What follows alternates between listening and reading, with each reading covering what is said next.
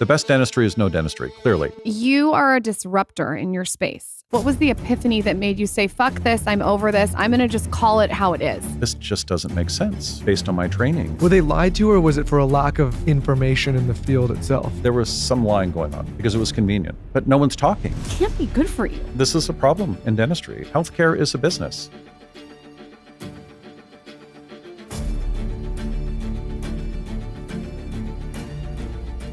I am going to say that I'm so excited to be sitting with one of the first dentists who have talked about mouth taping.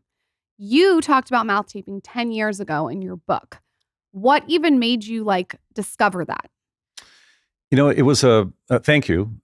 It was I came across it. It was in a study, or I was reading about it. And I right away thought this would be great for me as a practitioner to use as a differential diagnostic tool.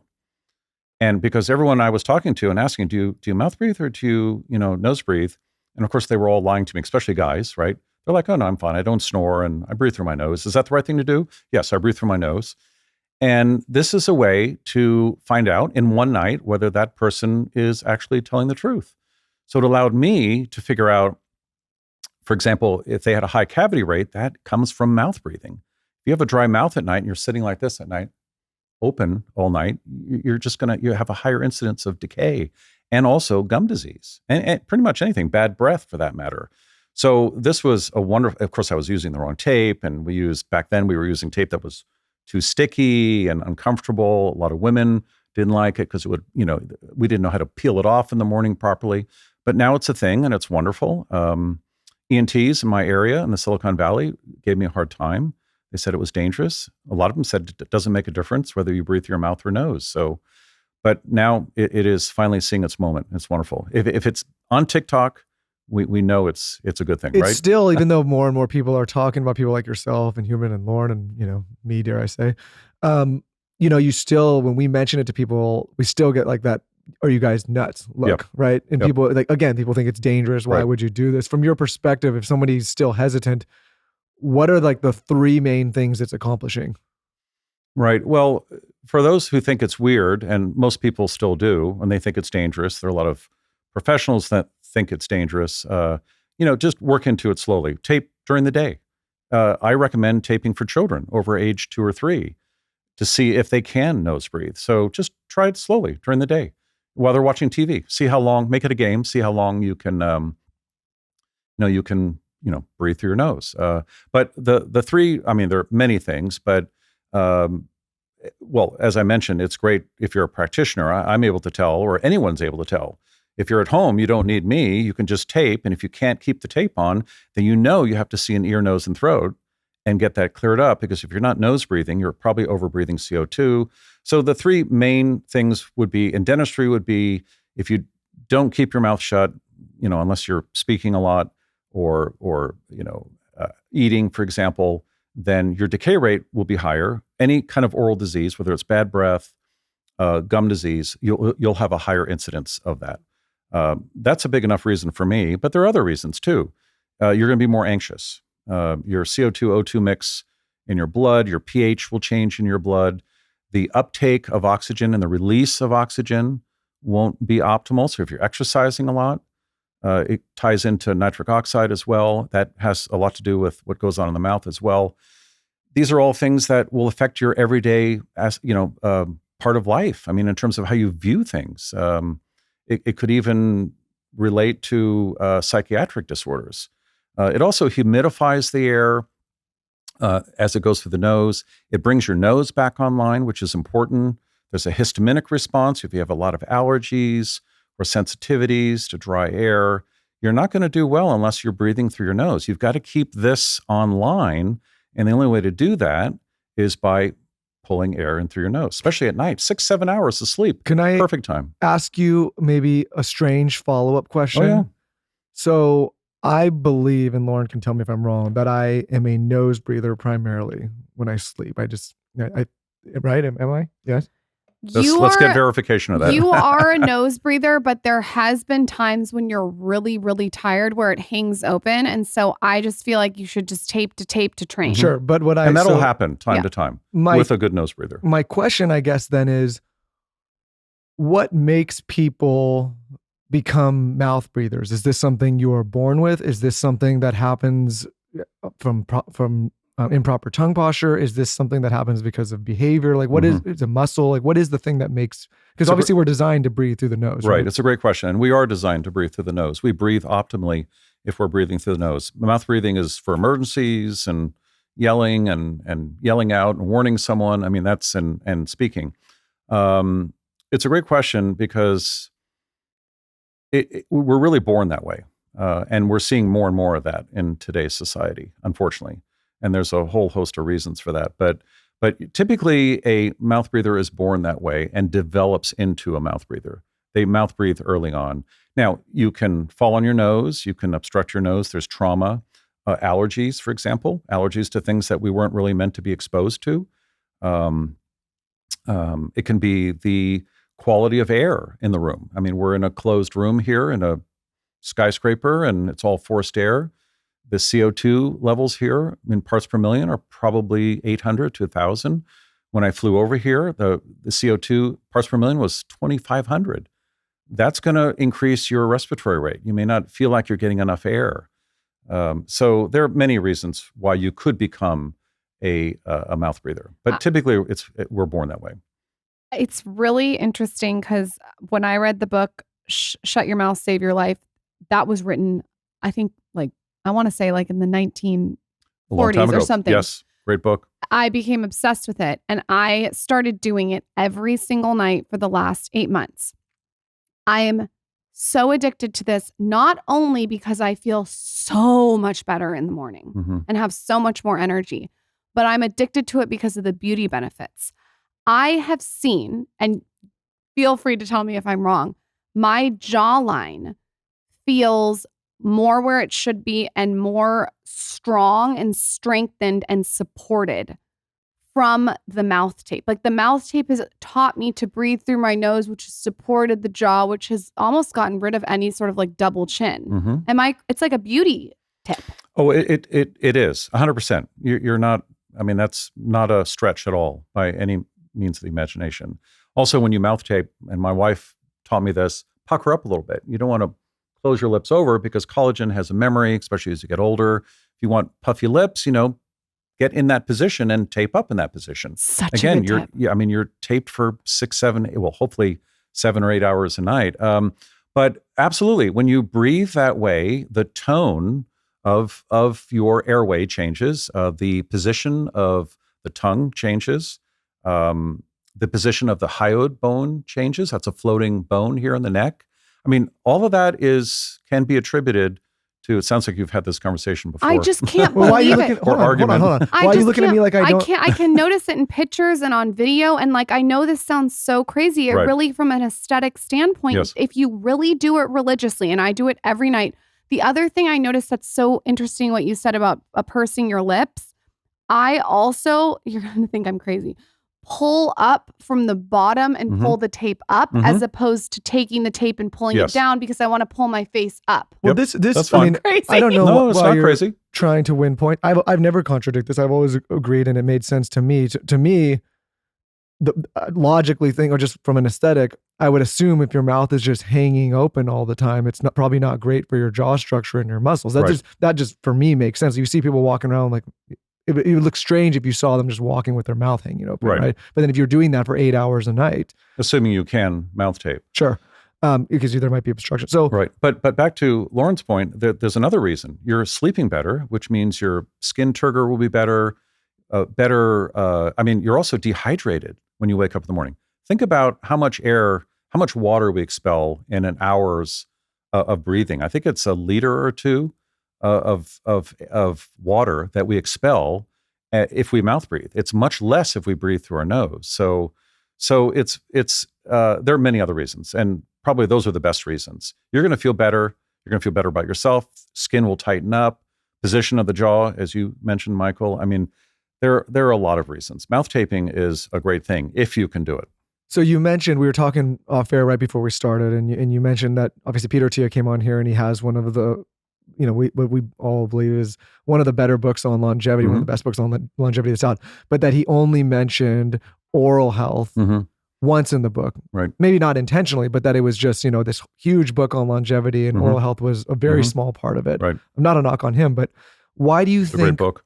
oral health gets so little attention in the spectrum of health? And honestly, I was thinking too, we've done 600 or so of these, a little more, and this is the first time we've done a show on this topic. So, well, I'm glad that Lauren had a great interest in oral health. It's a great question, and I think I have the answer for it. It goes back historically back to when dentistry and medicine kind of branched apart from each other. We got kicked out of the club. We were in all the medical organizations, and I won't go into all the details, but that was 1839. So we've been practicing in kind of parallel universes with very little interconnectiveness or connective tissue. They're doing their thing, we're doing our thing, and I think now we've come to realize as dentists that there's a lot going on that kind of parlays over to their side of things, and hopefully some of them are realizing that, for example, there's a causal connection between high blood pressure and the use of mouthwash. That needs to be fleshed out. And those two things are always running, parallel to each other, but no one's talking. And if let's face it, if your physician doesn't speak to your neurologist and you're seeing a neurologist, that's a bad thing. But why aren't they speaking with your dentist? So I think historically there's a basis for that. I also think it's because we have two different insurance plans. Dental insurance is not really an insurance plan; it's more of a benefit because it maxes out. If you have it, it maxes out at $1,000 or $2,000. Where if you get in a car crash, that's it. Your teeth have been knocked out. It's going to cost $40,000 to $60,000. But the medical side of things, of the insurance plan, it takes care of you. So two different insurance plans, and then there's some political stuff. I think we're not in a hospital organization necessarily, although we're beginning to see that. There's some schools that are merging medical and dental records, for example. Isn't that brilliant? I mean, why wouldn't you, if you're a physician treating for high blood pressure or heart disease, you're looking at CRP, C-reactive protein, that's a measure of inflammation. But what you may not know is that one of the greatest contributors to CRP is gum disease, which 70% of us have after age 60, or 40%, actually almost 50% of us have over age 30. This is a very chronic, prevalent disease that's contributing to all the markers that the physicians are looking for. So why wouldn't you want to get that information? As you're talking, I'm going to just question, because we're covering a lot here. What is the main contributor to gum disease, and why is it so prevalent? Boy, that's a 1 hour reply. It's a complicated disease. It's related to food, diet, our environment, obviously starchy food, processed foods, mouth breathing, which changes the pH of the saliva, the lack of minerals in our diet. We need minerals in saliva for it to work properly. It's also mouthwash and toothpaste.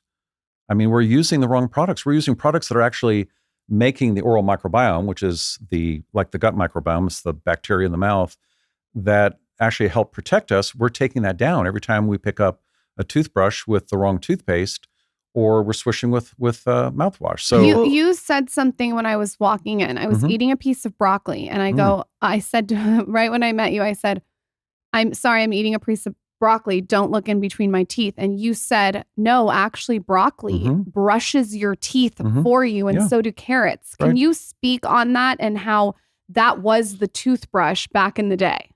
It's like a chewing stick. That was kind of what we had before we had, modern toothbrushes and all these gadgets and floss. But also, I mean, it's a crunchy food. It's a high fiber food. It hasn't been processed. But also, the bacteria in your mouth really don't respond to it. They don't consume it. If you were eating goldfish crackers, for example, which is a highly cariogenic food, a cavity-causing food, you would be in this state of demineralization. Your pH in the mouth would drop to low levels below this critical pH. And that's when you start leaching or losing calcium in your teeth, and that's how cavities are formed. Broccoli doesn't do that. The bacteria ignore it. There's nothing there for them. But when they see a goldfish cracker or other junk foods, I don't want to pick on goldfish, saltine crackers, any cracker for that matter, breads, candy, of course, that starts allowing the bacteria to consume a lot of the foods because it's processed, and then they excrete their byproduct of their metabolism, which is, it's a excrement of pee and poop and all that, right? That's what we tell the kids. And that is a very low pH product. So your mouth is very acidic. You want your mouth, and that's why we have saliva. Saliva buffers the mouth. We want to have a resting pH of about 6.5 to 7.2. Literally, there's a critical pH, which I mentioned just a few minutes ago. That critical pH is referred to as the critical pH because that's when things start changing in the mouth and everything starts going to pot. I mean, you start getting cavities.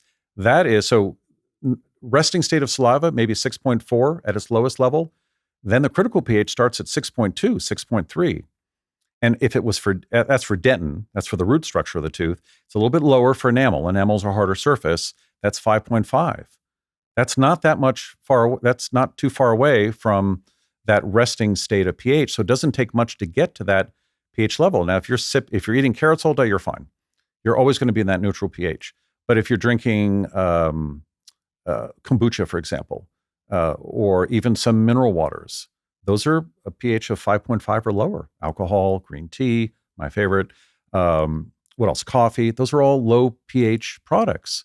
And if you have those, drink them quickly. Don't sit there and sip them all day long at work because you're bringing down that pH, and that just allows the teeth more time to demineralize. I'm a sipper. I know. Most of us I'm are. a sipper. If I have a cup of coffee, Michael will be like, how would you have this all day long? Like, I will sip the coffee all day long. I am such a sipper. That is really good information. Do you think that there is something related to people eating less meat now and the decline of the jawline? Are those two correlated? Because obviously our ancestors grew up eating tons of meat and they had these strong jawlines. Is there a correlation there? Great question, and absolutely, 100%. In fact, you've got young kids, and you asked the question about, how does mouth breathing occur? It occurs in the early years while our jaws are developing, and our ancestors they didn't have blenders. I mean, they didn't puree their food.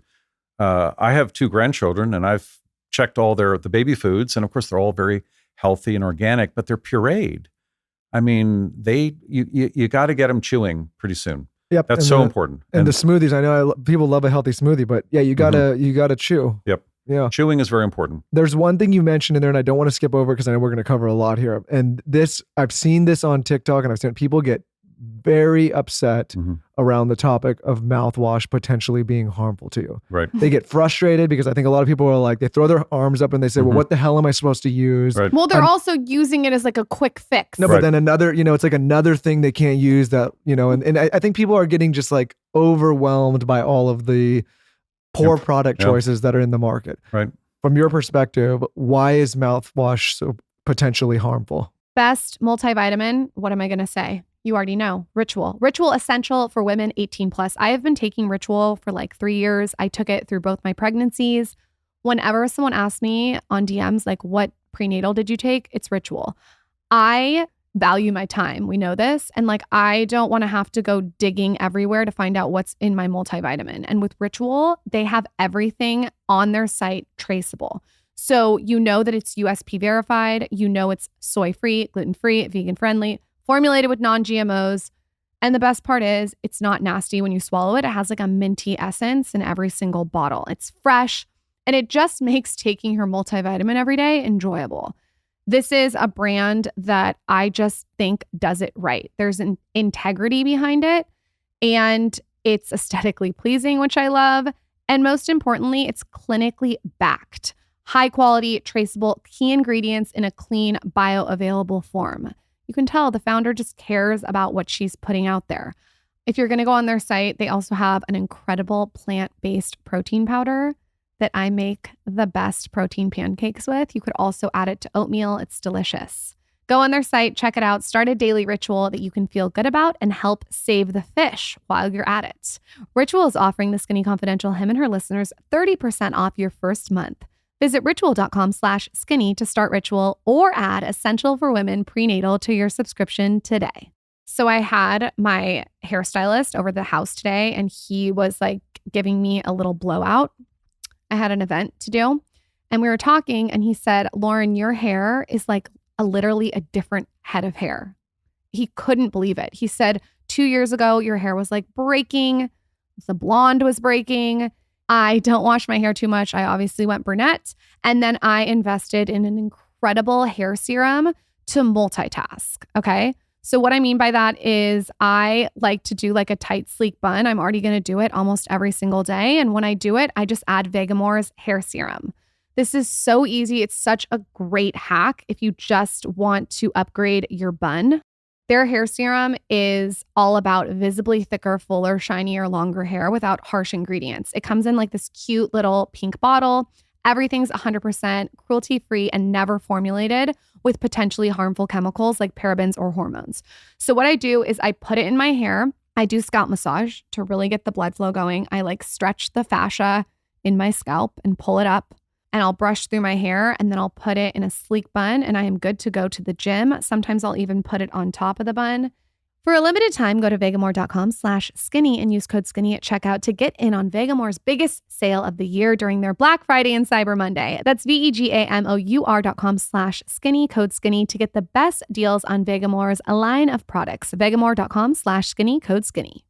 Let's talk about Weight Watchers. Weight Watchers is the #1 doctor-recommended weight management program and the trusted authority in evidence-based weight health. Beyond the science, joining Weight Watchers means you become part of a powerful, passionate community. They're all about community there. We got to learn all about that when we had the CEO on our podcast. The company's purpose is to always inspire healthy habits and lasting weight loss. So how they do this is they focus on behavior change, nutrition science, and real connections, while never giving up on the food that we all love. Personally, I really love how they've evolved their approach to weight loss over the years, and they're really like with the times, which I appreciate. Weight Watchers has helped millions of members on their journeys over the years, and recently they've launched Weight Watchers Clinic. And this provides support to even more people across the weight health spectrum. Most importantly, I think that Weight Watchers knows that weight management is not a one-size-fits-all thing.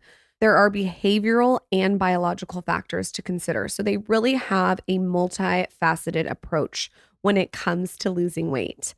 Head to www.com/TSC to see if you qualify. If you do, use our code TSC25 to get your first month free. Plus, you get $25 off your second month.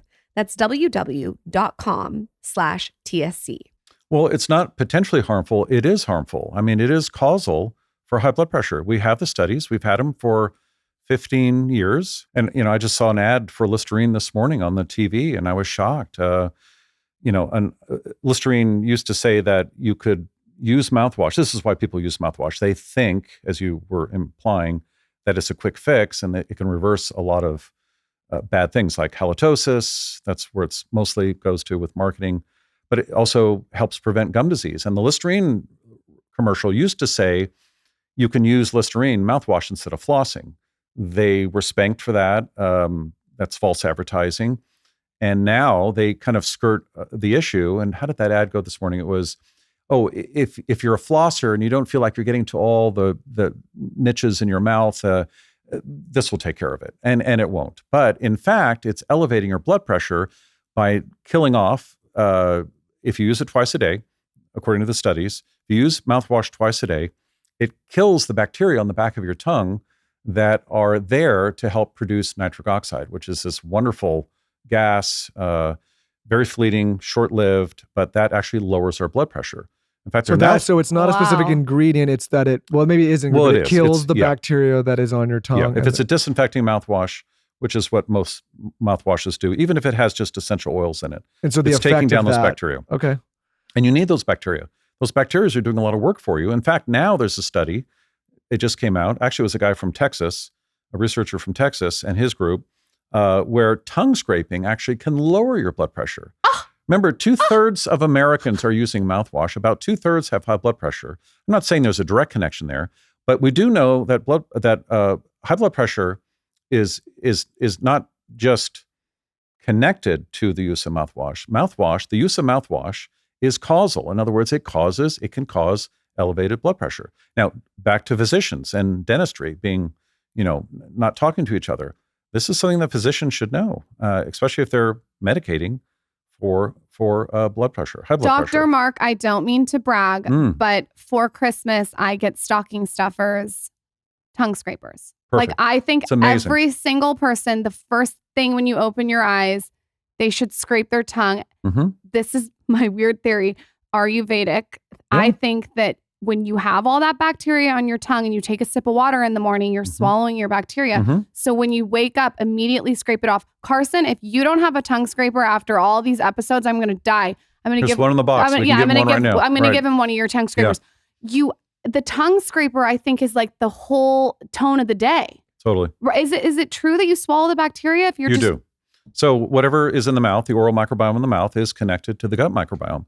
We're swallowing trillions of bacteria a day, and that 1.5 liters of saliva, and you better make damn sure that it's good bacteria, right? I mean, the ones that you want to swallow, the commensal ones. So that plaquey layer, they're plaque biofilms, we call it now. There are biofilms all over the mouth, in the mouth, and biofilms can become very dysbiotic and problematic. And the tongue is one of those areas. Think of it as a field of mushrooms, those big mushroom caps. Oh. And underneath that, there's a lot of space there. There's a lot of stuff getting caught in there.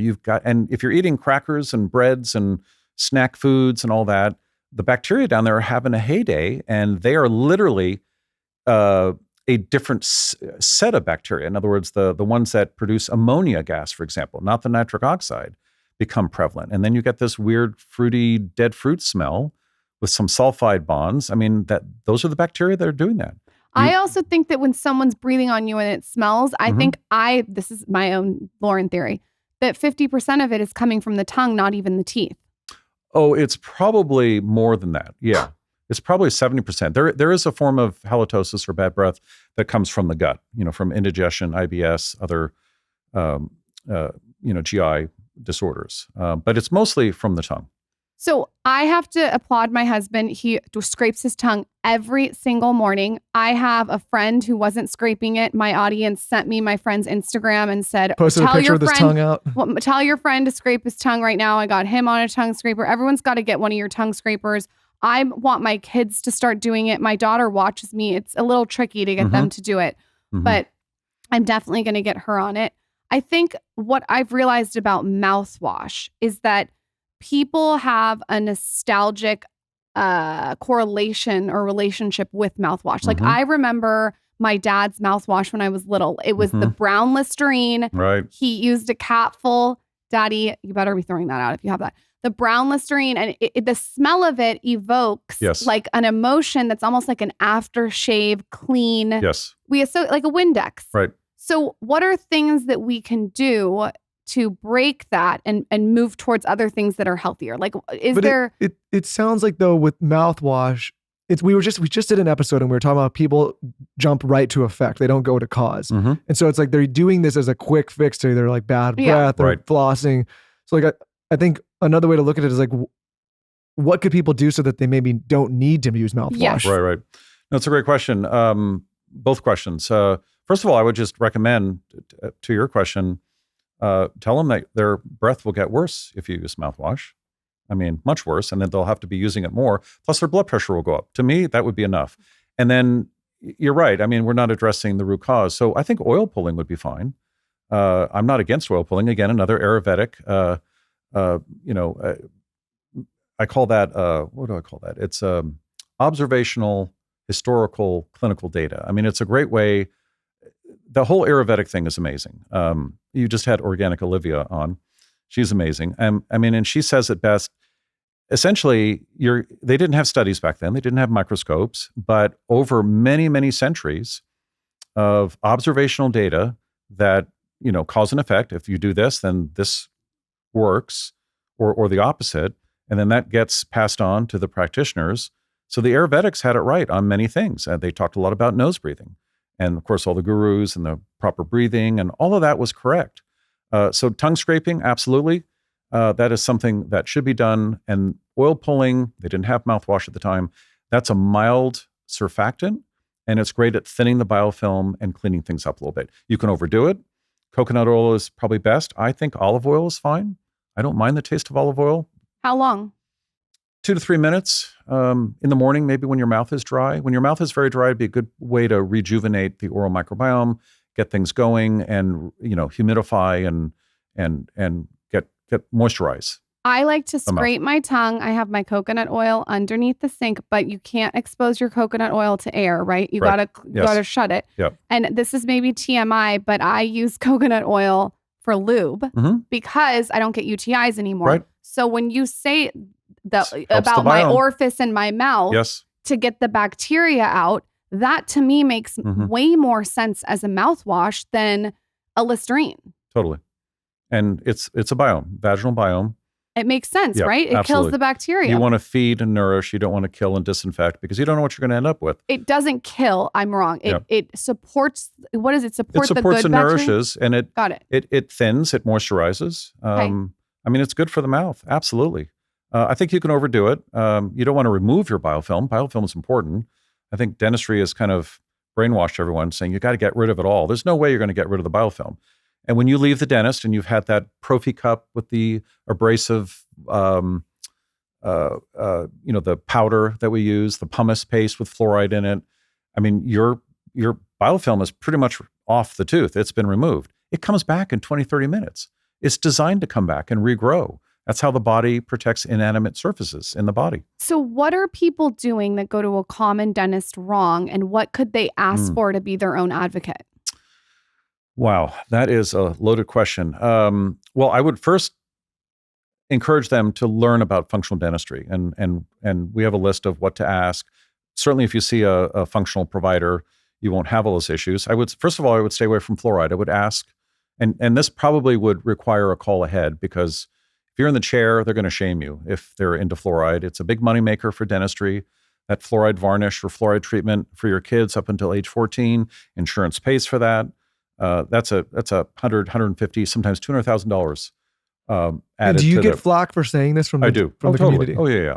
And we can talk about that later. But there is a lawsuit against the EPA on fluoride in our water. I'm hoping that comes to an end soon. But it's you really have to be prepared. Like anything. Same thing with seeing your medical provider. You can't rely on your doctor for the truth. You really have to be well informed. So I would ask, how often do I need to be seen? How often are you going to take x-rays? If it's every time you come in, that's just a knee-jerk response on their part. That's ridiculous. It depends on the patient. It depends on, there's some patients that will never need an x-ray. That's an extreme, but I have patients like that. And then there are patients where you're like, God, could you come in 6 weeks? I got to do all this again. So it should really be a very custom-tailored kind of treatment. And if they're treating you just like an insurance number, or, stay away. I mean, assembly line dentistry.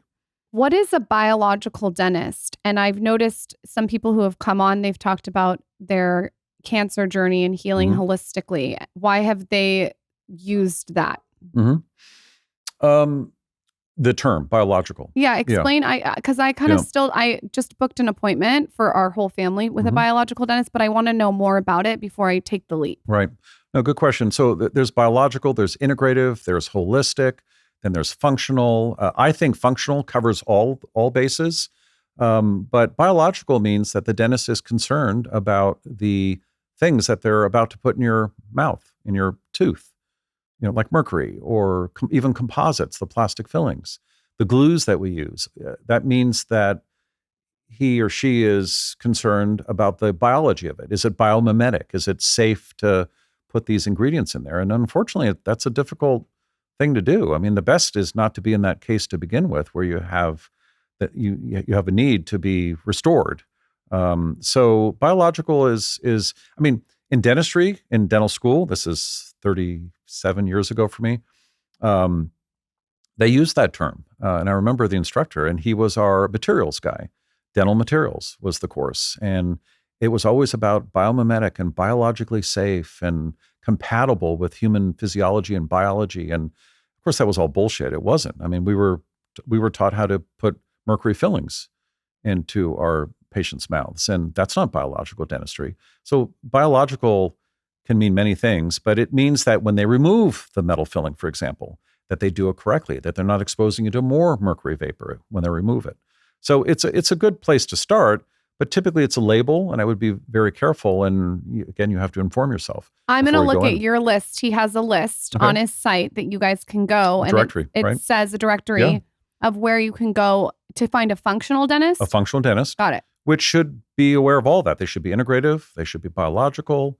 They should be able to use the correct method of removing these neurotoxins. They shouldn't be pushing fluoride on you. In fact, there should be no fluoride in the office. There should be no mercury metal fillings in the office, because that in itself is problematic. Every time you open one of those little compules, I mean, there's a little mercury vapor.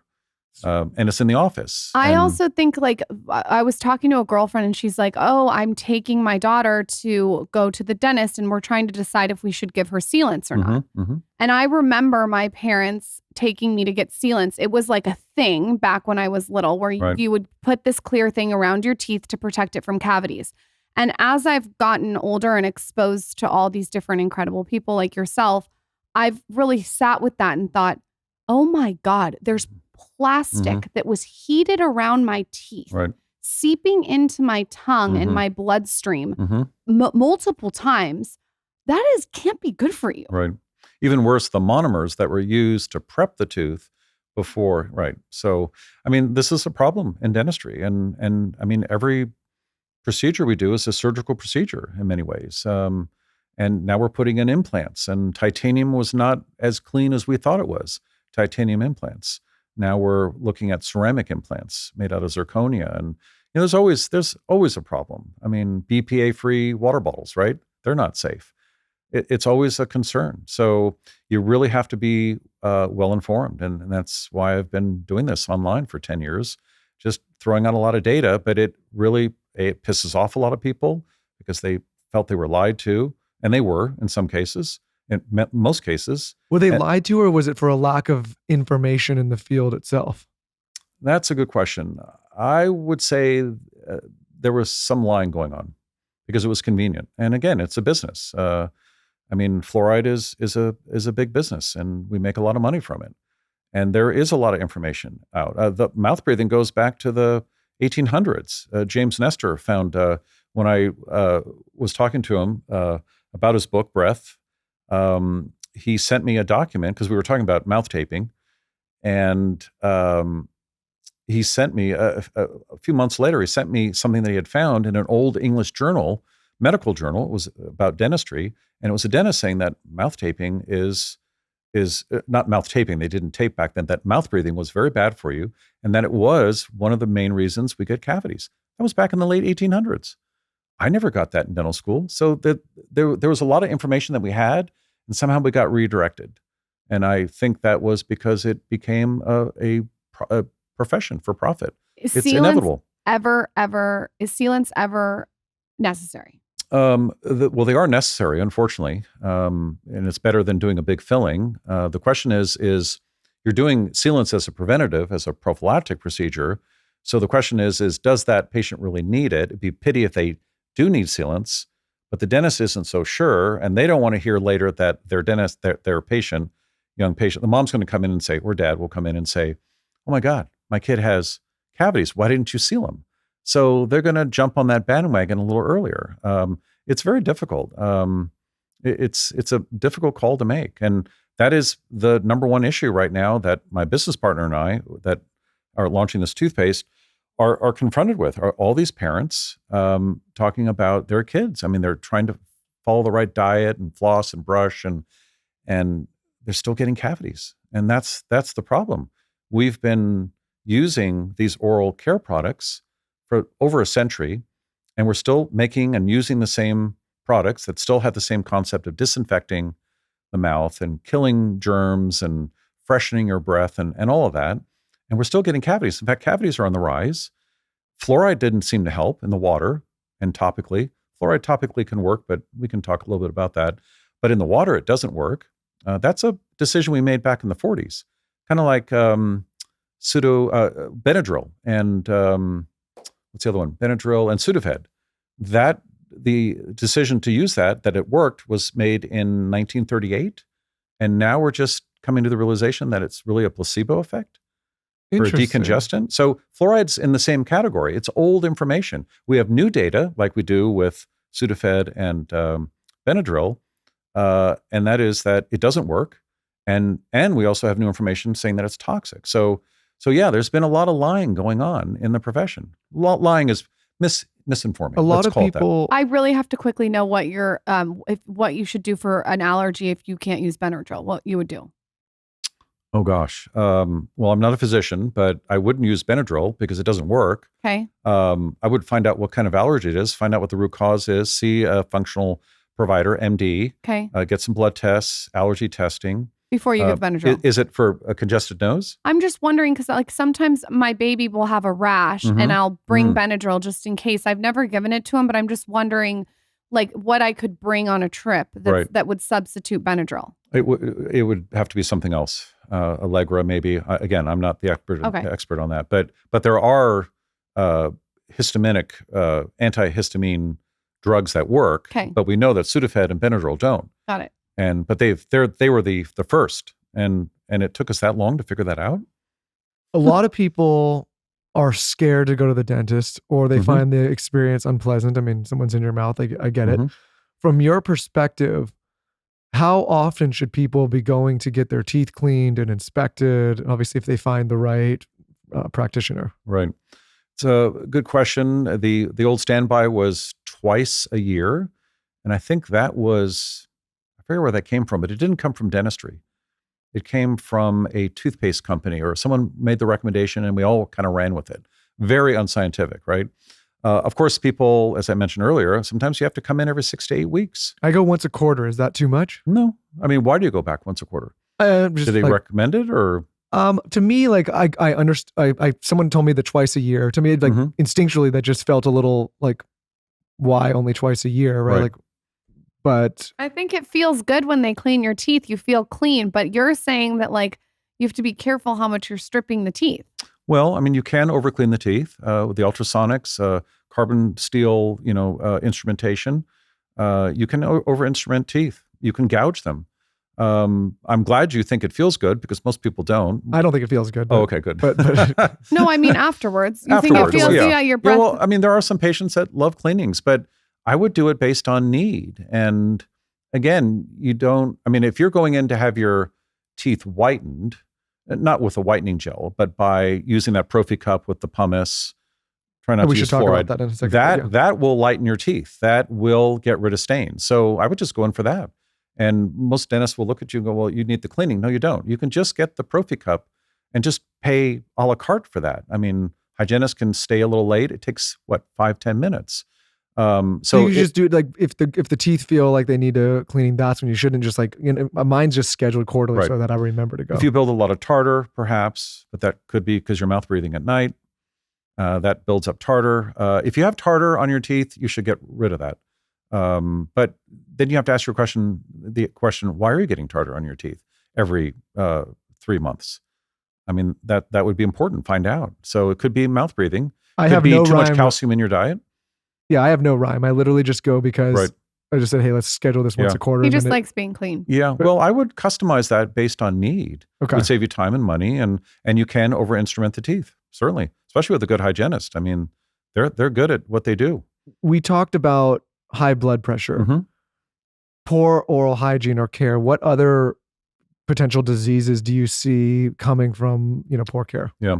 Or oral care, oral disease. Yeah. Well, Alzheimer's is the big one. I mean, and heart disease certainly. But we now have let me put it this way. In studies that I'm reading now, they are discussing a causal relationship and examining a causal relationship. In other words, a bug in the mouth that literally can be one of the factors in causing Alzheimer's, inflammation of the brain, shrinkage of the brain, amyloid plaque, formation.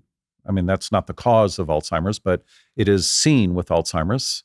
In the early days, we thought it was the cause, but we now know that when we see that amyloid plaque being laid down, you're on your way to getting Alzheimer's. So this P. gingivalis bug, which we all have in our mouth sitting in this room, the question is how out of control is it? And how is the oral microbiome modulating it and controlling it? And literally within 6 weeks, according to some studies, within 6 weeks, you can get a P. gingivalis bug into the brain via the bloodstream, past the blood-brain barrier. Again, it's a constant hit. It's a titer level. It's a certain amount where the brain sees a certain amount. And it's like, okay, enough of this. I am under attack. I need to fix this. And when the brain responds to the P. gingivalis bug, it leads to, in the long term, it can lead to Alzheimer's. It's typically multifactorial. There are other reasons perhaps, but that's what these studies are discussing. So I think we're pretty close to having a causal connection between what happens in the mouth, happens in the brain. You are a disruptor in your space. I have so much respect for you speaking out about all these things that a lot of dentists are probably afraid. Yep. Why did you decide to do this? What was the epiphany that made you say, fuck this, I'm over this, I'm going to just call it how it is? Right. That's a great question. It was a slow process. There was no tipping point, obviously. There were many, many times where I just was confronted with, this just doesn't make sense based on my training. And plus, I'm always very curious. When something's broken, I take it apart and I try and fix it. I want to know what happened, even if I don't fix it. I want to know what happened. So I think it's partly my personality, part of my training. Before dental school, I was a biochemistry major. Before that, I was reading books on longevity as a 17-year-old. Wow. Trying to understand. I was taking supplements. I mean, kind of nerdy, right? But I think it was really that connection to the patients and knowing that I could do more for them. And, if they had high blood pressure and their medications kept going up, it's like, well, let's start taking away the mouthwash. And then slowly over time, they would have their medication. Sometimes they'd get off of it. Those are great things you can do for your patients. I feel like you and Peter Attia should meet and do like a longevity book on oral health. I would love to meet Peter Attia. He's amazing. I feel like you guys would just jive. He's very analytical. I love his approach. Yeah. And he conveys it very, very well. And he mentioned oral health and disease in his mouth, in his book. That's cool. In his book. Why do you think people in your field and maybe in the medical, and again, like anytime we do episodes on this where people are maybe pushing against the common narrative, there's people in the medical field that are sometimes offended, right? Because they've gone and they've learned this particular approach and then you're saying something counter. Why do you think so many people in that field are resistant to new information or counter information? Because I think anyone that's in the medical field, dental, medical, there's a very scientific, application to all this stuff. And you would assume that new data means looking at something from a new perspective, but there's a huge resistance. And we saw this over the last few years, definitely in multiple areas. Right. One thing that I didn't know was non-toxic when I switched my whole household to a non-toxic household was pans. Like I literally didn't know that pans could have a bunch of toxic materials like PFSA, PTFE, PFOA, or all those other hard to pronounce chemicals. But I learned through a podcast episode, I think it was Max Lugavere, that there is a lot of chemicals in cookware. And so I went on the internet and I Googled non-toxic kitchenware and up came Caraway Home. And guys, I was so pleasantly surprised because not only is this non-toxic chemical-free ceramic coating cookware, it also is gorgeous. It's stunning. It's so pretty that I actually have my bone broth boiling on the stove and I let it sit out because it's so beautiful. I got the one that's almost like a white beige. It's beautiful. It's silver details. I got the whole set. I even harassed them to send me all their Tupperware. I put it in Zaza's lunch. And the best part is I just know that there's no toxicity to it. So I feel good about cooking eggs for my kids or making pancakes. It's just I don't need to worry about it. Visit carawayhome.com/skinny10 to take advantage of this limited time offer for up to 20% off your next purchase. This deal is exclusive for our listeners and won't last long, so visit carawayhome.com/skinny10. Caraway, non-toxic cookware made modern. All right, here is the move for Black Friday, Cyber Monday. You are going to go on oneskin.co and you are going to get the mineral tinted SPF. It is the best I'm obsessed with the mineral tinted SPF. I'm telling you, it's such a move. I mix mine with the Skinny Confidential depuffing oil, and it gives me the prettiest, nicest, glowiest glow of them all. You will be glowing like an ornament. I'm not even kidding you. I was using this concoction on my vacation recently, and it's just so pretty. So what I do is I do my whole skincare routine, and then I'll do the mineral sunscreen with a little bit of oil. And I'm telling you, you're going to be like, oh my God. When you're shopping on oneskin.co for Black Friday, Cyber Monday, also get their eye cream. It's such a good one. It doesn't cause milia, those little white dots. I've been using it after interviewing the founder, and it's amazing. It lays really nice under makeup too. And every product is designed to reduce signs of aging, which we love. They have data and research on everything they design, but most importantly, there's like an intention. You can tell that each ingredient was picked to help with anti-aging benefits. OneSkin is the world's first skin longevity company. OneSkin addresses skin health at a molecular level, targeting the root cause of aging so skin feels and appears younger. It's time to get started with your new face, eye, and body routine at a discounted rate today. Get 15% off with code SKINNY at oneskin.co. That's 15% off oneskin.co with code SKINNY15. Now is the best time to invest in your skin. Age healthy with OneSkin. I mean, we pride ourselves as being evidence-based, and we do always go to the data and studies. The problem is that when you become a practitioner, you're kind of out of that. You go from the academic world, and then you start practicing. You want to pay off your debt. You want to learn. You learn a lot from your patients. I love that clinical experience, and there's continuing education after the fact. But somehow, what is being talked about, like a good example would be the stuff that I talked about that connection between a bug in the mouth and Alzheimer's. That's being discussed now, but there's typically a 15 to 20 year delay, maybe 15 to 10 year delay by the time it trickles down to a clinical practice. Is it like a stay in your lane thing? It's stay in your lane, but it's also a head in the sand. And also clinicians, speaking for dentists, but I know that medical doctors are the same. I mean, there are all sorts of issues. And by the way, physicians have a higher suicide rate than dentists. So it's a tough job. And you're just trying to stay afloat, make some money, please your patients, keep the insurance companies happy, don't get sued, right? I mean, and in dentistry, you own your own business. That's a lot to take on as well. I mean, and there's a lot of equipment and capital expenditures and all of that. So I think part of it is just hard to, you just don't have the time to do that. I always did it because I was nerdy and loved that kind of stuff. And it was a carryover from what I was doing before dental school. I was influenced by Mark Hyman, that whole functional approach. That's wonderful. That made sense to me. But not every practitioner will do it. It's a great question. And there is a big disconnect between what we know now and what is actually being practiced. That we know, and there's lots of explanations for that as well. Yeah, because, and I want to say this, I think most people, including yourself, that get into these fields where you're working with people and trying to help people, they do it for a good reason, right? Mm-hmm. They are like with high intention. Right. And I think that it's unfair, especially for the last few years, to assume that people have malintent, right? Mm-hmm. But I think, I don't know if it's an insurance thing or a money thing or... It partly is. That's part of it. Or people... Because you know what the insurance will pay for, so you bill for it. The other thing is, what you just said reminded me of this, is that as clinicians, we get into this rut and we know what we can do well that works well for the patient, and we keep doing it over and over and over. And then if something else comes down, like a new technique, especially if you're doing surgeries all day long, which is what a dentist does, essentially, then you have to relearn something. If it's a new material, for example, a safer composite, it's going to handle differently. So there's a little anxiety there.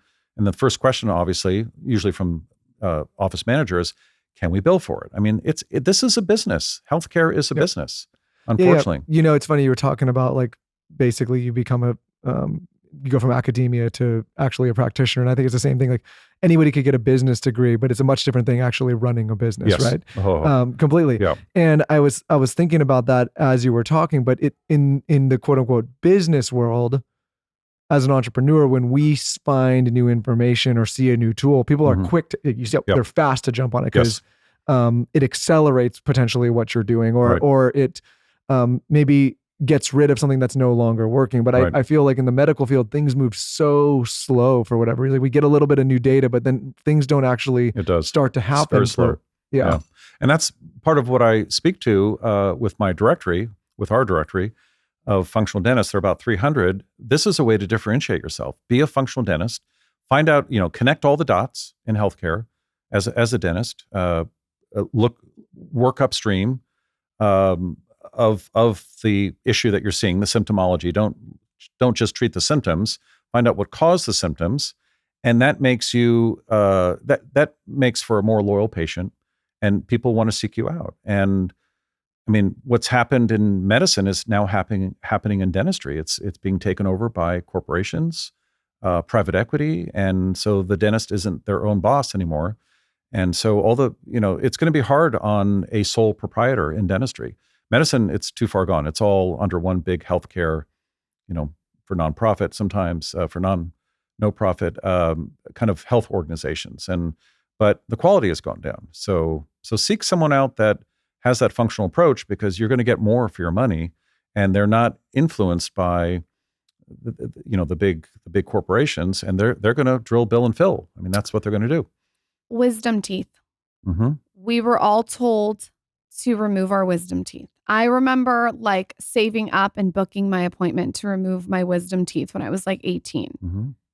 What is your feeling on that? Well, you were told that, and it wasn't a lie. I mean, we are different than our ancestors in terms of facial shape and width, and our ancestors didn't need that. Obviously, they didn't have surgeons that could take out wisdom teeth, but that wasn't a lie. I mean, leaving them in would have been a problem. Oh, absolutely. I mean, they would have impacted. They would have become infected. You would have gotten cavities on them in weird places. It could have taken you out. I mean, most soldiers, before they go into the army, they have their wisdom teeth removed, because on the front line, that can take you down. Our jaws are too small. We don't have room for the same number of teeth that keep coming in. And that hasn't changed, but the jaw size has. So that was not misinformation. And typically most people, now it was a little bit of a rubber stamp, but 99% of people today need to have their wisdom teeth taken out. And those are the last teeth that come in. And when they come in, there's no space. You can literally see it. You see that second molar pop in, and then you look behind it, and then the on the lower jaw, you see it starts ascending already. You need a little pad back there, that third molar to come in. There isn't one. So, and then the reason we do it prophylactically at a certain age, and I would argue that it could be done younger, but the reason we do it then is because if you have your wisdom teeth taken out at age 40 or 50 or 60, or even later, the sequelae, the side effects are much worse, and you don't heal as well. And hasn't the damage kind of already been done by then if you wait that long? Oh yeah, but some people stick through it, and some people get crowns on their wisdom teeth and have the teeth filled, and so. But you're right, most of the damage has been done. You're going to start getting bone loss on the back end of your second molar, and you want to keep that. You're going to get gum disease around that tooth, and then if gum disease starts around, it depends on whether the wisdom tooth erupts or not. If it erupts, the tissue around it's going to get very inflamed, and then that little niche biome in there is going to spread to the rest of the mouth. Braces, retainer, Invisalign. What's your vibes on all those? We all need it. Why? You love all those things. Well, I don't love it. It's just necessary. I would rather not do it. The best dentistry is no dentistry, clearly. Right. But and I love Invisalign. Great invention. Wonderful. Braces sometimes are necessary. You can't always do Invisalign. But why are we doing this? Because our faces are small. They didn't develop to their full width and size. And again, the same number of teeth come in. If we were truly evolving in a proper way, we would be getting smaller faces with fewer teeth, and they all come in straight. Well, no, we're disevolving or de-evolving. The face isn't growing properly, and the same number of teeth come in, and that's why we have crowding. That's why we have narrow jaws, small airways. So do you think that's because of mouth breathing, not eating enough chewy food? Like, what are all the things that contribute to us not evolving with our jaw? Right. That's part of it. It's also tongue ties, midline defects. It can be breastfeeding. It's kind of taken a second seat there. I hate mentioning that because... No, go for it. Well, it's I'm a guy, and I hate putting pressure on women. I mean, my wife was a working woman, and we had 3 kids, and it was tough. And my daughter, for example, had a tough time breastfeeding. And that's another thing that's probably de-evolving as well. We're just not good at it anymore. But that has a lot to do with the development of the face. That motion of pulling and flattening mom's nipple and expressing the milk, that is fantastic for facial development. Also tongue position and that bone, this arch-shaped bone down here. All of that is so important. But also chemicals, environment, allergies, air pollution, all these things are tied to improper facial development. But chewing, certainly. If you have a kid or you're an adult and you're not happy with the way your jaw looks, is there, what is it called? It's called a myofascial. What is it called? It's like a doctor that does. Myofunctional therapist. Yes. I would start there before you start looking at expansion. We have devices that we can expand the jaw, typically better if it's done before age 6 or 7. 90% of this development is done by 7 or 8 years old. So the time to do it is when your children are young. So what this therapist does is teaches your child proper tongue posture. More than that, but that's part of it. What else do they do? Swallow reflexes, patterns. They look for certain things. There's a TikToker now that tells you where to put your tongue so you have a good profile shot. I mean, a lot of that is true. I'm a mewer. Yeah. Okay. Mewing's fine. Huge fan of mewing. I mew in photos. Yeah. I mew. And I also just learned that when you mew and you put your tongue straight up against the top of your mouth, you also want to swallow. It's hard to do for some. Like you're sucking on a tit. Yep. Because the swallowing seals it. I'm obsessed with mewing. Right. It works. I mean, unfortunately, mewing has gotten this reputation like oil pulling, where it fixes everything. It doesn't. But mewing, it's named after Dr. Mew in England, and he's a very progressive orthodontist. I think he started the whole orthotropic movement. And so mewing is a thing. I mean, it's all about tongue position. But the myofunctional therapist, a lot of kids grow up and they can't swallow properly and they learn something different. And because the tongue isn't doing what it's supposed to be doing in terms of movement, then it's not shaping the lower face. The tongue is supposed to be going up and bulging out and forwards. And from the inside out, that's how our lower face gets shaped. And if that doesn't get shaped properly, then the airway behind it and the airway above it don't reach their full potential either. Then Can you become a mouth breather. Can you correct it before 7? Yes. You can correct it? Yes. So like with me, I had double jaw surgery and they broke my entire upper and lower jaw. Right. And not only that, they had to widen the top, what is it called? The palate? The maxilla or the palate, right? Yeah. They had to widen that. And it was a fucking nightmare. Yep. And to It's be a brutal it is very brutal. It was so brutal because I'm so glad I did it now, but I had a full-blown identity crisis because you blow up, you look different. Yeah. How old were you? I was She's older. 18? It was older. No, I was like 25 and it was when I had started my blog and it was in front of all these people and people were saying that like I got all this plastic surgery done and it wasn't. It was for that my jaw was crooked. Right. It was like it was just a nightmare. I mean, you could see, and she's posted about it and you can see, but a lot of people, they will look, and she's been open about surgeries too, but that was a huge change. Even when I go back and look at pictures now, I'm like, it's weird. It looks like I'm looking at a different person. Screws all over my Well, face. it was a different you, and it's not plastic surgery. You probably now look like you were meant to look. Yeah, aligned. Yeah, exactly. Well, not only aligned, but width and shape and all that, because that's your genetic potential. That's where your genes would have put you if you had developed correctly. And I don't know why the reasons, I mean, what are the root causes in your case? Think maybe. Were you breastfed? Yes. Okay. I was breastfed. Good. I think maybe genetics. I also think mouth breathing. I think definitely mouth breathing. Huge, the gnarliest thing you've ever heard, teeth grinding. Like no one used to be a big snorer, huge snore before she got the surgery. Like my jaw was crooked, always clicking, like TMJ, just every single thing that could go wrong.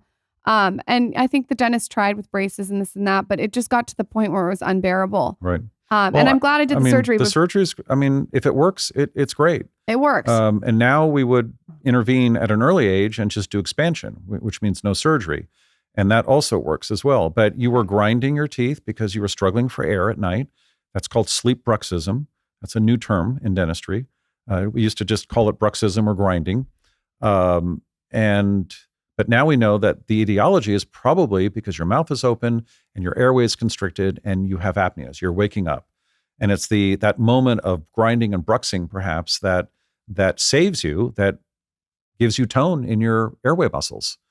And so you were mouth breathing. That's why you developed the way you did. And it's interesting because I wear my mouth tape every night, but the one night I didn't wear it, Michael said you were grinding Snoring. all night. Oh, grinding. Yeah, grinding all night. Yeah. And he said all you were doing was grinding, and it's because I wasn't Wow. wearing my mouth tape. Interesting. The mouth tape has just been so supportive for the surgery that I got. Mm-hmm. I just can't shut up about it to everyone I know because it's really changed my life. Well, keep talking about it because it really works. And if you can't mouth tape, then obviously you have to go see an ENT. A lot of people say, well, it doesn't work. So, well, that tells you something. You know, It means you Right. can't nose breathe. Right. Right. you were talking a minute ago, and I think when I would preface, what we try to do on this show is to extract as much real information as we can from Mhm. people. And I think we live in a weird time now, especially with the internet, where people feel like even if it's the right information, if it's uncomfortable or they hear something they don't like, or if it maybe goes against a certain, like for example,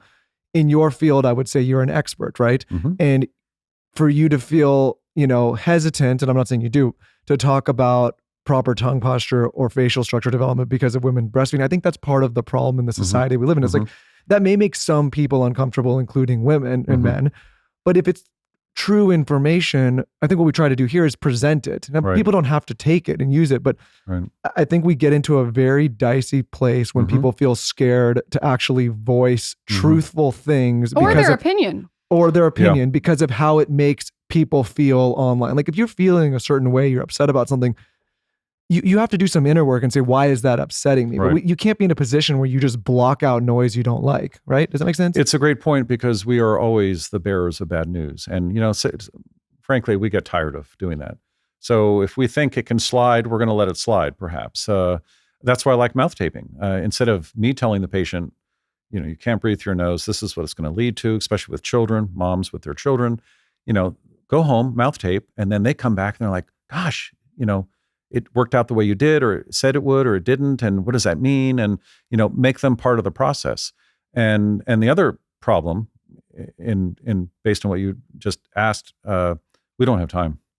We don't have time, especially physicians. They've got their 15 minutes and we only pick on the big subjects, and we don't get into the weeds with all the detail. And that's why, based on what you asked a while ago, you have to know what to ask and what to be aware of. Come in with a list of questions. You have to be well informed as a patient. This is why we do this podcast, Totally. though, because now everyone who's listening can have their list of questions that they find applicable to their own life, to their kids. Maybe they don't like one tip, they throw that away. They can do their curated list that they like, and they can take it to their dentist, whether they're in Ohio or France or Right. Florida, and they can have information as a patient. No, but there's, and I'm not calling any individual out, but there's practitioners out there in all fields that instead of delivering the hard news, even if it's truthful, would rather make somebody feel good. And I think that puts people in a very disadvantageous place in their life later when they haven't taken care of root. It's like,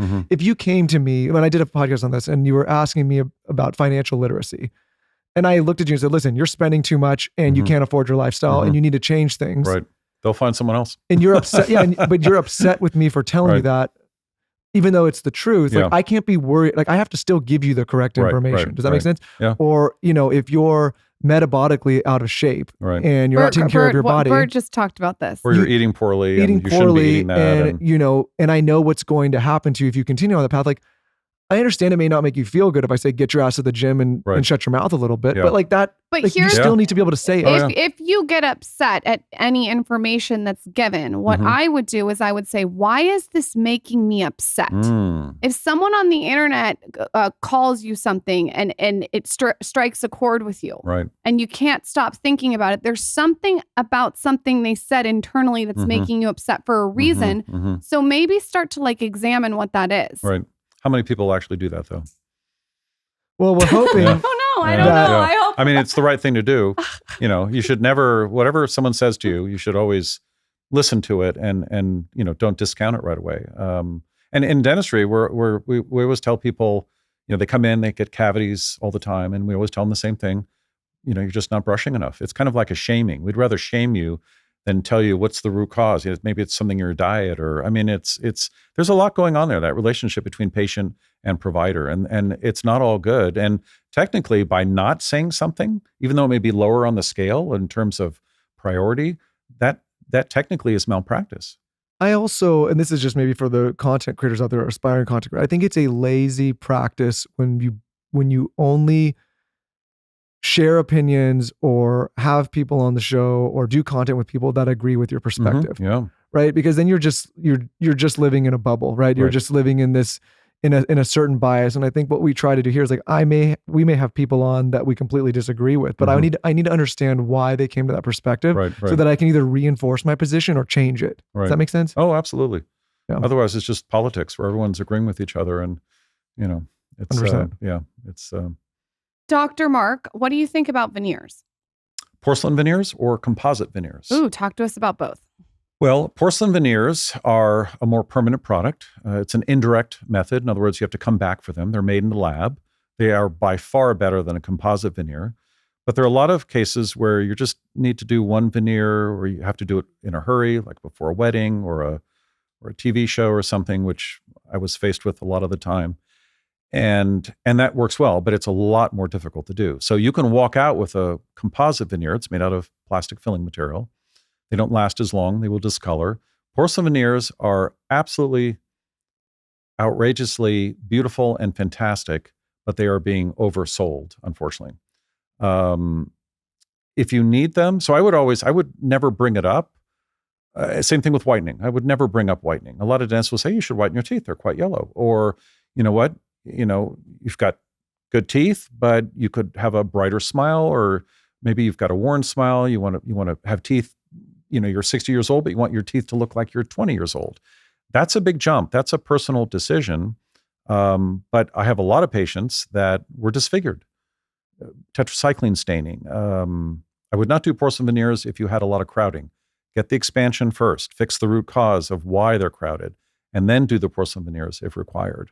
Because you don't want that narrow pathway with the veneers. Well, you're cutting a lot more tooth structure off to get rid of the spacing issues. Got it. In You would say certain areas. do the Invisalign or straightening or spacing, whatever, before you consider that. And then that affects the bond, because the bond to enamel is better than to dentin. But you're cutting into dentin, then the veneer will fall off. Usually it's at a party or at a wedding. So veneers are fantastic. I think it's a great thing that dentists are able to, it's your self-esteem. There's so many people out there that really will not smile because they can't. It's too unsightly. And it's something out of their control. Maybe it was an accident. Maybe it was domestic abuse. These are terrible stories that I can tell you. I had a patient early on in my career, wonderful man. He was in sales, very well dressed. Everything was perfect. Eyebrows, you name it, down to the last detail. Skin, San Francisco. But he had tetracycline staining. Every What's time that? he smiled, he was given tetracycline for earaches and As a medication. and acne. It's a medication. It's an antibiotic. And we now know better that if you shouldn't give it, it's malpractice to give, although in countries outside of the U.S., it's still being given. I had a lot of patients from Asia that came for cosmetic care, and they were being given tetracycline, and it disfigures your teeth. It's literally, you know what a Good and Plenty looks like with the banding, and your teeth look like Good and Plenty's, but they're yellow and brown, and they have stripes, white, orange, brown, rust. It's horrible.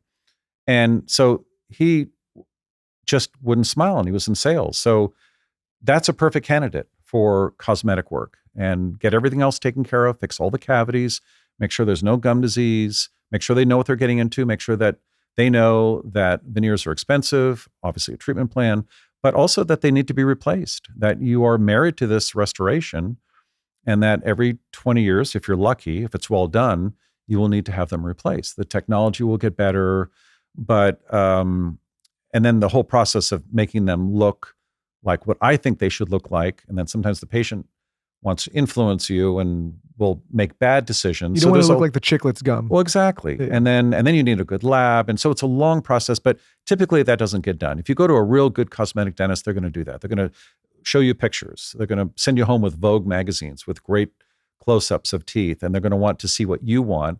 And then they're going to convince you of what looks good with your face. Certain facial types have certain kind of teeth. And so I think it's a great thing. That gentleman, obviously, to finish that story, we finished the case. It takes a lot of time. It's expensive. We gave him the mirror when we were finished. He started crying. Oh. And we thought, oh God, and he was so happy. He was so happy. He booked a flight the next week home. It was Oklahoma, and showed his mom, and his mom cried. Oh. And she felt guilty because she took him to the doctor that gave him the tetracycline. So there are places where this is a very good thing, and it's a wonderful, amazing thing. I call that Dentistry 2.0. It's kind of Dentistry 1.0 couldn't fix that. Dentistry 2.0 has Invisalign. They've got veneers. We have fantastic ways to fix things, expand jaws, fix airways, and all of that. So it's a good thing. You just have to know what you're getting into. Your brand is called Fig. Mm-hmm. Feed your good guys. Exactly. It's so cute. Thank you. And my question is, when are you launching floss? Because we just found out floss has tons of chemicals in it. PFAS, right? Not all flosses. The slippery stuff that you can get in between your teeth better. And a lot of people don't like to floss. It's very difficult. It's painful. And so the Teflon floss, essentially, that's what it is. That's been around for a long time. There is 100% silk that is available. That's probably where we'll go with our brand, but you can get those right now. We have them on our page. We have a store on our page. I feel like it feels pretty rich to floss with silk. Silk, yeah. It's great. It's biodegradable. That's good. Think of all the floss that's ending up in the landfill and toothbrushes and all that. So, but it's really important most oral healthcare products are doing the exact opposite of what you need and what you want. And again, corporate world, they sell us what we feel we want, but not what we truly need. Which That's how it works. I got my blood tested, you guys, and there was high triclosan in it. Yep. And one of the things they told me is Toothpaste. I need to check my toothpaste. So Mm-hmm. I think that if you have kids or you are wanting to upgrade your oral health, I feel really good about recommending your brand. I feel really good about the toothpaste and the toothbrush. I'm going to actually give it to both of my kids, and I'm going to take the test, the microbiome test. Oral microbiome testing, very important. First time we're really able to do it properly. A shotgun metagenomic approach. It's checking all the other tests, check for 5 or 6 big players. This checks for all 700, 800, how many ever bugs we've got in our mouth, all the different types of bugs. Can we do it right now? You could. Okay. You do it? Well, him and I are going to do it afterwards. Absolutely. So easy. Where can everyone find you? Is there a code for the audience? I didn't ask you this. Is that okay? Can we do a code? I will get you a code. Okay. Can we do code skinny? I love it. Skinny for 15% off? Skinny for 15% off. Yes. What's the website? Website is askthedentist.com, and we will provide a code, skinny 15. Sounds great. And let's get everyone tested. You really shouldn't be getting any major dental care, especially in periodontal health, gum disease, deep cleanings, gum surgery, unless you know the status of your oral microbiome. That is what's causing the problem. Find out what kind of bugs are causing the problem and try and make changes before that. Again, root cause approach. A lot of people are running around with these bugs, even in at elevated levels, like for bad breath, but they aren't exhibiting the symptoms yet. Why not find that out before you get bad breath or gum disease? That's what good high-resolution oral microbiome testing. Medicine has testing. Dentistry now has testing. We can quantify your oral microbiome. I'm getting my microbiome in my mouth tested. I would highly recommend going to check out their Vanilla Vibes toothpaste and their chocolate swirl. Obsessed with what you're doing. AskTheDentist.com and Ask the Dentist on Instagram. Thank you, Dr. Mark, for coming on. I learned so much. I have a page of notes. Thank you. Thanks for your interest in oral health. Thank you for coming on. Thank you.